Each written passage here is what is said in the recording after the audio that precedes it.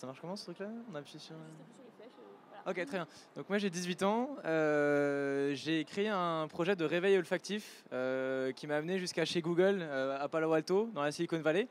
Donc je vais essayer de vous montrer à travers un cas concret comment vos enfants, vos petits-enfants peuvent entreprendre à 18 ans, quelles sont les clés finalement pour réussir dans un monde d'adultes.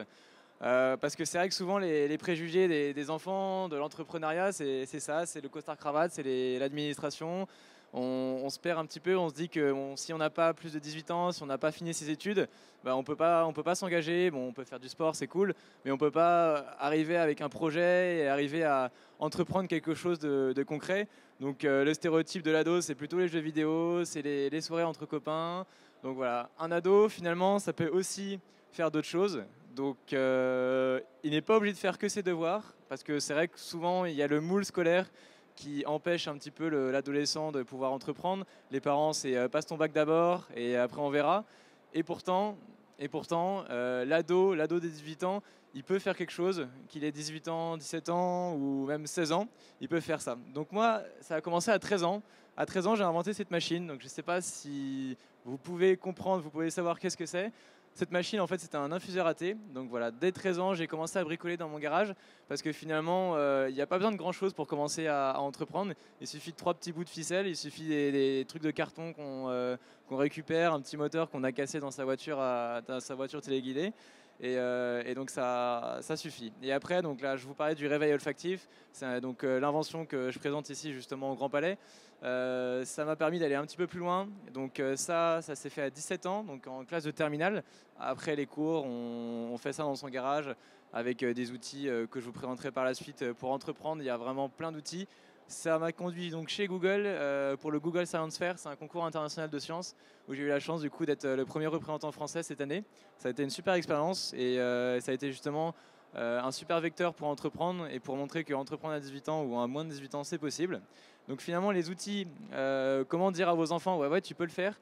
C'est simple, il y en a plein. Donc ça va de la carte Arduino. Donc une carte Arduino, c'est une petite carte où en fait, on n'a pas besoin d'avoir des connaissances en programmation. Par exemple, on a envie de faire un robot qui suit une ligne verte, une ligne verte de marqueur qu'on a mis sur une table blanche. Bah, on va lui dire, on lui dit comme un vrai langage, ok, tu suivras cette ligne verte. Et l'enfant de 16, 17, 18 ans a créé son propre robot tout seul, sans l'aide de parents, sans l'aide de personne. Donc ces outils-là aussi, ça réside dans les cours en ligne gratuits. Je peux en citer un, Open Classroom, qui en fait permet à vos enfants, petits-enfants ou à vous d'apprendre à programmer, d'apprendre à faire de la programmation, mais facilement, sans passer par des cours. Donc après le lycée, on rentre chez soi, on fait les devoirs et après on peut apprendre à, faire de super trucs grâce au langage C, etc. Après, aussi, l'avantage d'entreprendre à 17 ans, à 18 ans, c'est qu'on est jeune et que les gens ils sont vachement attirés par la jeunesse quand c'est un projet scientifique notamment.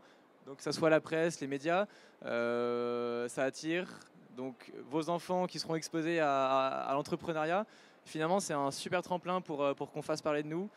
Quelqu'un de 30 ans qui développe quelque chose, finalement, c'est quelque chose quelqu'un de lambda, qui est dans une entreprise, elle a fait ses études. Mais quelqu'un de 17 ans, 18 ans, là, tout de suite, ça attirera le regard. Et finalement, c'est un super aimant pour commencer à faire ce qu'on le souhaite. Après, voilà, 17 ans, c'est aussi l'âge où on a un pic d'imagination, un pic de dynamisme. On n'a aucune responsabilité, bon, pas beaucoup, contrairement à quelqu'un de 30 ans qui, lui, doit s'occuper s'il a de ses enfants ou que ce soit. Quand on est au lycée, à part faire ses devoirs, on n'a aucune responsabilité. Ou faire la vaisselle chez soi. Bon, c'est pas grand-chose. Donc, on a le temps, on a l'imagination.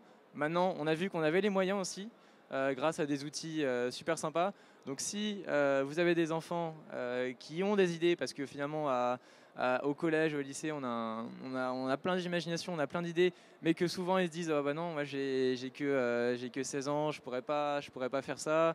Toi, tu en as 40, tu as déjà un travail, mais moi je vais attendre de faire mes études. Bah, vous pourrez leur dire que non, c'est possible, qu'on peut faire ça tout seul, sans l'aide de papa, maman. On peut réussir à faire un projet donc avec des outils super sur Internet, tout seul, et que c'est justement le bon âge, la bonne tranche d'âge pour entreprendre. Bon, à l'école, c'est une super occasion d'en parler, d'avoir autre chose, de mettre de piment dans sa vie. Donc on peut parler du foot, mais maintenant on va parler de sa petite entreprise qu'on a créée à ses copains. Et je vous jure que c'est super sympa de pouvoir faire autre chose dans sa vie, de pouvoir mettre un premier pas en avant dans le monde dans lequel on va s'engouffrer avec l'âge.